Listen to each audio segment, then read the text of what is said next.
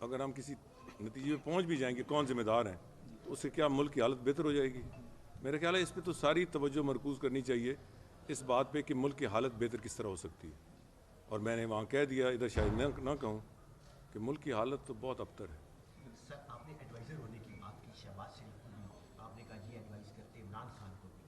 سر آپ صدر پاکستان کو کیا ایڈوائز کرتے کہ وہ الیکشن کمیشن کو خط لکھیں تاریخ کے لیے یا نہ؟ ان کے بہت سے ایڈوائزر ہیں یار, مجھے اب ان کا ایڈوائزر کیوں بنانا چاہتے ہیں؟ میں نہ الوی صاحب کا ایڈوائزر ہوں, نہ عمران خان کا, نہ شہباز شریف کا. ہاں, میں عوام کا ایڈوائزر ہوں. صاحب آپ کی انڈرسٹینڈنگ میں مسئلے کا حل کیا ہے؟ کیا الیکشن ہو جانے چاہیے جس طرح کہ خان صاحب بھی مطالبہ کر رہے ہیں, یا الیکشن اپنے وقت پہ ہونے چاہیے یا نہیں ہونے چاہیے؟ الیکشن ضرور ہونے چاہیے, مگر 2 مہینے آگے 2 مہینے پیچھے بات کی بات ہے. الیکشن غیر متنازع ہونے چاہیے, کیونکہ متنازع الیکشن اس سے پہلے بھی پاکستان کی تباہی کا موجب بنے.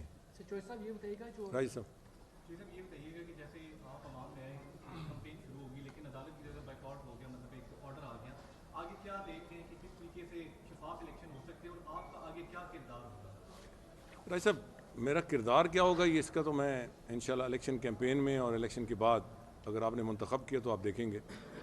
جہاں تک عدالت کا تعلق ہے 7 تاریخ ہے, اب دیکھیں عدالت کیا کہتی ہے. مگر ضمنی انتخاب پہلے ہوں, صوبائی الیکشن پہلے ہو یا جنرل الیکشن پہلے ہوں, جو بھی ہو اس سال الیکشن ضرور ہونے ہیں, یہ میرا خیال ہے. غیر متنازع الیکشن کی آپ بات کریں جو ایوری ون ایکسیپٹس کہ غیر متنازع ہونے چاہیے, غیر متنازع الیکشن کی راہ میں سب سے بڑی رکاوٹ کون ہے؟ چیف الیکشن کمشنر ہے, نہیں, پھر وہی تنقیدی بات. شاہ صاحب, میں نے تنقید نہیں کرنی. ہاں, اگر آپ نے ضرور سوال کیا ہے تو میں یہ کہوں گا کہ غیر متنازع الیکشن کا مطلب یہ ہے کہ جو کیئر ٹیکرز ہیں وہ امپارشل ہوں اور ہر پارٹی کے اتفاق رائے سے بنے, اور ان کی جو اقدامات ہیں وہ کیئر ٹیکرز کے ہوں, ایک منتخب حکومت کے نہ ہوں. جی آپ دیکھیں پی ٹی آئی کی جانب سے ایک ملک کی جو سیاسی صورتحال چل رہی ہے, جیل بھرو تحریک کا بھی آغاز کیا جا رہا ہے. اگر اب عمران خان صاحب آپ کو مدعو کریں پی ٹی آئی میں شمولیت کا تو آپ کریں گے؟ اب وہ کس نے کہا ہے کہ وہ مدعو نہیں کر رہے؟ اگر دوبارہ کریں تو آپ کیا کہیں گے اس بارے میں؟ اور شہباز شریف مدعو کریں تو اس میں نے گزارش کی کہ یہ الیکشن تو میں نے آزاد لڑنا ہے, میں کسی پارٹی کی دم پکڑ کے نہیں لڑنا, اور وہ ہاتھ پکڑنا ہے تو حلقے کے عوام کا, تاکہ دنیا دیکھ لے کہ پچھلا الیکشن کس طرح ہوا تھا. اس کا ایک مقصد یہ بھی ہے.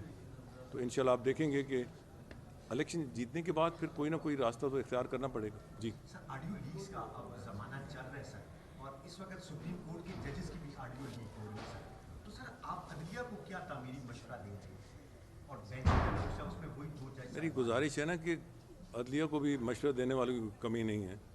آپ ضروری ہر ایک سے مجھ سے مشورہ کر, میں نے تنقید نہیں کرنی. تنقید کے لیے اتنی گنجائش ہے جتنا میری سیاسی زندگی میں نہیں تھی ہر ایک پہ, مگر میں تنقید نہیں کروں گا کیونکہ اس طوفان بدتمیزی میں میں اپنا حصہ نہیں ڈالنا چاہتا. میں نے تعمیری بات کی کہ آپ کو کوئی اچھا پازیٹیو آئی. نہیں, وہی بات جی سر, شاہ صاحب ادھر سے آتے ہیں, کبھی آپ ادھر سے آتے ہیں, کبھی ادھر سے آتے ہیں.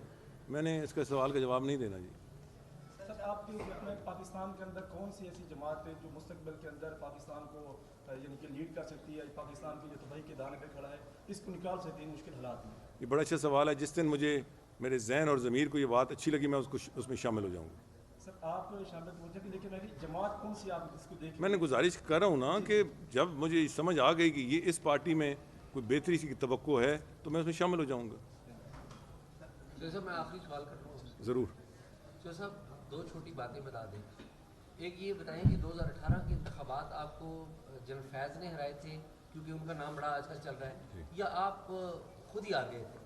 دوسری یہ بتائیں جو صاحب کہ خود ہی آنے کا کیا مطلب ہوا یار؟ مطلب ووٹ نہیں میں آج نام بتا دیں کیونکہ وقت گزر گیا ہے, آپ احتیاط نہیں, میں آپ کی مرضی سے تو جواب نہیں دوں گا نا. آپ اپنی مرضی سے. آپ تو شاہ صاحب, میں آپ کو دوستوں میں سمجھتا تھا. آپ تو میرے حلقے میں جا کے الیکشن والے دن آپ نے ایک پٹواری کا ذکر کر دیا جس کو نام و نشان کوئی نہیں تھا. تو مطلب بی فیئر نا یار, بی فیئر. نہ میری حکومت تھی, نہ لینا تھا نہ دینا تھا.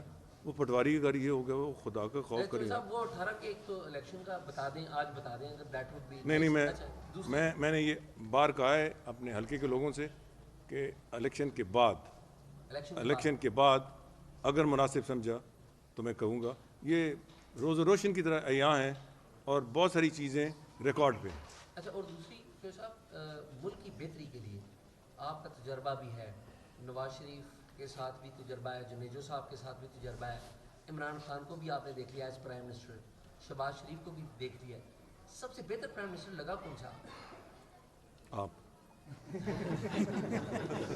نہیں جس طرح کی آپ جرنلزم کرتے ہیں، آپ اگر وزیر اعظم بن جائیں، بلکہ انہوں نے پوچھا کہ کس کو جوائن کرنا، میں آپ کو جوائن کر لوں گا، مگر پھر آپ کو سیدھا رکھوں گا، یہ ہیریاں پھیریاں نہیں کرنے دوں گا. سر اچھا، موجودہ صورتحال میں عوام کی بیداری کے لیے کیا ہونا چاہیے؟ کیونکہ اس ٹائم ساری سیاسی جماعتیں اپنی چیک لسٹ میں لگی ہوئی ہیں، سارے اپنے الیکشن کے چکروں میں، لیکن ایک عام آدمی کی جو زندگی ہے وہ اس وقت بڑی مشکل ہو چکی ہے. آپ سب کو کیا مشورہ دیں گے کہ ایک عام مزدور کی زندگی بہتر ہو، وہ جینے کے اس ٹائم قابل رہے؟ سب سے پہلے سچ بولیں، اور جیسے میں نے ایک انٹرویو میں کہا تھا کہ سچ بولنے کے ساتھ ساتھ جو ایک وزیر اعظم کی اس وقت ضرورت ہے وہ وار ٹائم، جس طرح ایک جنگ کی صورتحال کے بعد ایک وزیر اعظم برسرکدار آتا ہے، اور میں نے مثال دی تھی ونسٹن چرچل کی. اس نے دوسری جنگ عظیم کے بعد برطانیہ میں یہ کہا کہ پہلی تقریر میں، اور وہ ریکارڈ پہ ہے تقریر، I have nothing to offer you except blood, sweat and tears. تو آج آپ دیکھ لیں ہر پارٹی یہ کہہ رہی ہے ہم یہ اقتدار میں آ گئے تو یہ دودھ اور شہد کی ندیاں بہا دیں گے، ہم یہ میگا پروجیکٹ لے آئیں گے، اور بھائی اس کی گنجائش کدھر ہے؟ سو نمبر ایک سچ بولیں، نمبر دو اس میں ایک قوت ہونی چاہیے وزیر اعظم میں کہ وہ سخت فیصلے کرنے میں قوم کو ساتھ چلا سکے. سر اگر انتخابات بر وقت نہ ہوئے تو ملک کو خدا نہ خواستہ کیا نقصان ہو سکتا ہے؟ جی کسی ملک میں بھی بر وقت انتخاب نہ ہو تو جو نقصان ہوتا ہے وہ بھی ہمارا نقصان ہوگا، اور جو اس وقت مشکلات ہیں اس میں اور اضافہ ہوگا. لیکن نا منتخب حکومت کو پھر بھی لوگ برداشت کر لیتے ہیں، ایک غیر منتخب حکومت کا وہ کسی اس کی شکل ہو، اس کے دور میں مشکلات آئیں تو کون اس کا ساتھ دے گا؟ سر ابھی کے حالات اور 71 کے حالات میں کیا موازنہ ہے سر؟ نہیں وہ اور حالات تھے اس وقت، معاشی صورت باوجود اس کہ ہم جنگ سے گزرے تھے اتنے خراب نہیں تھے. اس وقت ہم اس طرح اس وقت ایک ہندوستان دشمن تھا، آج اس سے زیادہ دشمن ہیں، ہم ان کے گھیرے میں ہیں. اور جو میں نے آج سے 7 سال پہلے کہا تھا، 2 دفعہ میں نے پریس کانفرنس کی، وہی بات ہے نا کہ جنگل میں مور ناچا کس نے دیکھا، وہ میڈیا پہ یاد ہو جاتا ہے مگر نوٹس کس نے لیا؟ میں نے وہ شعر بھی پڑھا تھا علامہ اقبال کا کہ وطن کی فکر کر ناداں، مصیبت آنے والی ہے، تیری بربادیوں کے چرچے ہیں آسمانوں میں. تو گزارش یہ میں نے اس وقت بھی کہا تھا کہ اب ہم پہ کوئی حملہ نہیں کرے گا. اب اس وقت ہمارے دشمن، کچھ دشمن جن کو ہم جانتے ہیں اور کچھ ہمارے دوست نما دشمن، وہ چاہیں گے کہ پاکستان میں انٹرنل ہیمریجنگ ہو. آج انٹرنل ہیمریجنگ ہے، 71 میں تو ایسی صورتحال نہیں تھی. عمران خان صاحب کو خطرہ ہے سر ان کی زندگی کو؟ مجھے کیا پتہ جی، میں کوئی حکومت میں ہوں. شکریہ جی. میں سوال کرنا چاہتا ہوں، سوال کے بڑے کمپین کے بارے سے.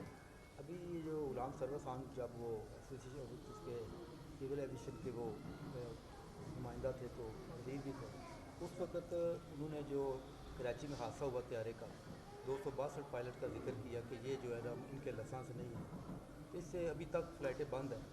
تو اس کے اوپر کوئی ایکشن نہیں لیا جا سکتا گورنمنٹ کی طرف سے یا کوئی کسی بھی فرد کی طرف سے؟ پاکستان 2 لخت ہوا تو کسی کے خلاف کوئی ایکشن نہیں ہوا. تو جہازوں کے کریش ہونے پہ کہاں کوئی توقع کی جا سکتی ہے؟ مگر نہیں، میری گزارش سنیں نا، میرے سیاسی مخالف ہے، میں نے کوئی بات اس کے حوالے سے نہیں کری. سروے کا نقصان. Thank you.